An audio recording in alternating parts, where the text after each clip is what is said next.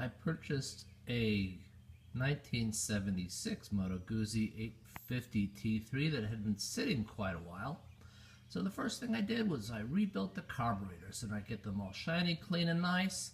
And I go to button up the banjo bolt. I tighten it a little bit, and it's still leaking. I tighten it a little more, and it's still.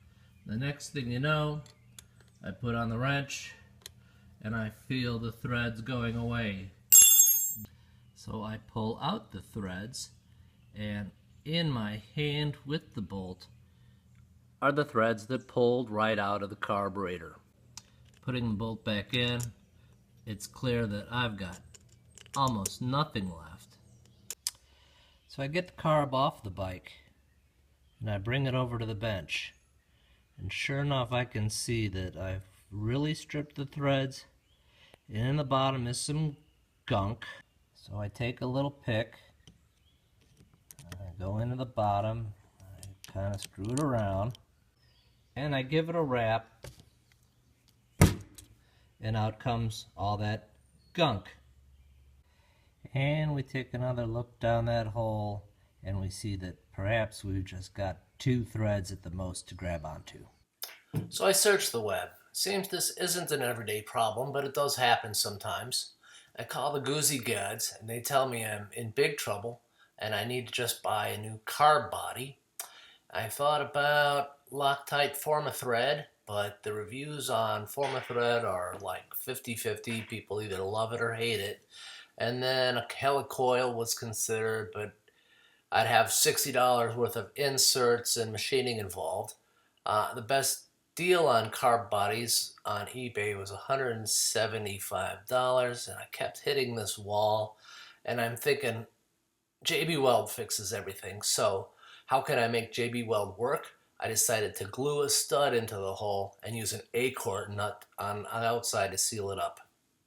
So then, just to make sure I've got full depth, I'm taking the carburetor and the bolt, and I'm running it down, watching, I can't do it with one hand, watching that thread to make sure it's going down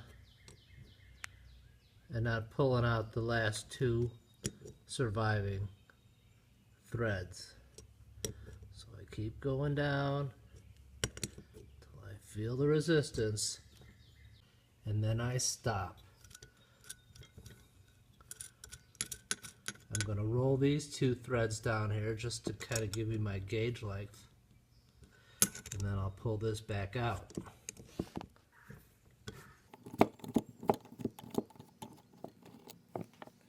Comparing the 2 side by side, I can see that I'm even a little further than I thought I was with the first bolt, so I'm quite happy. Gauging this up in inches, it's 520 below the top of the threads. So then the trick is, how long do I cut my stud? I know that I want it to go into the acorn nut, and I know how far along it wants to go into the carburetor body, but I don't know how many threads it'll go into the acorn nut. So I turned the acorn nut onto the bolt, and I see that it went 6 threads. I'm going to shoot for 4 threads of full engagement after I have everything else stacked up. So I screwed it all the way down, and I know what down feels like. So I am going to count 4 threads from the top of that gasket and make my cut there. All the final measurements were made, and my stud is 1 inch, 0.11 long. So everything dry fitting together. I put the acorn nut on top. Careful not to cross threads because the ends are a little jagged.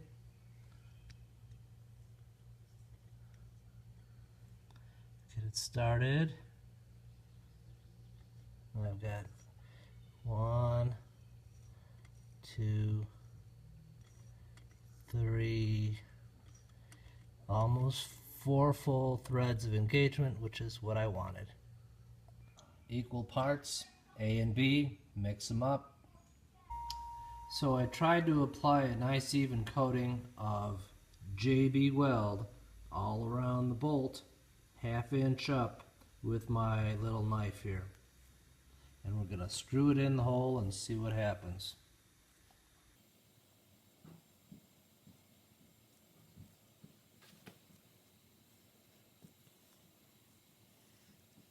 I've got her screwed all the way down. I'm just going to wipe off the excess with a Q-tip dipped in acetone.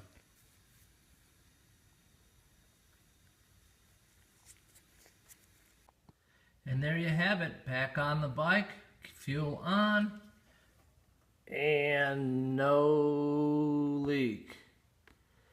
So I'll keep you posted if something goes wrong with this, but I think I've got a fix.